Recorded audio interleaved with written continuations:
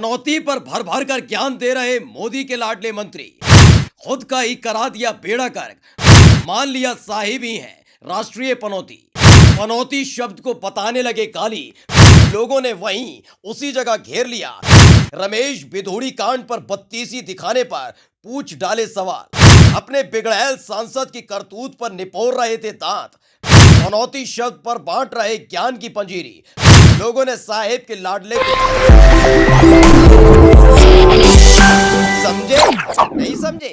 अरे world cup final में जिस पनौती को पूरी दुनिया ढूंढ रही थी, बड़ी मुश्किल से मोदी सरकार में मंत्री रहे रविशंकर प्रसाद ने ढूंढ निकाला। मतलब अब आधिकारिक तौर पर ऐलान हो गया है कि अगर इस देश में कोई पनौती है तो वो साहिब ही है।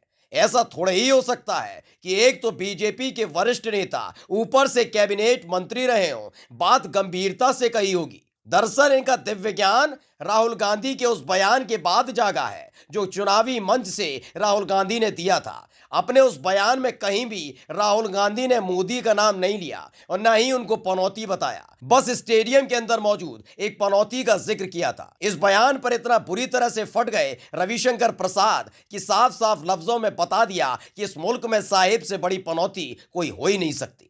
अब आगे जाकर आप चाहें तो उनको खोलकर पनौती कह सकते हैं। अरे भाई, रविशंकर प्रसाद से बड़ा गालियों का शोधक कोई हो सकता है?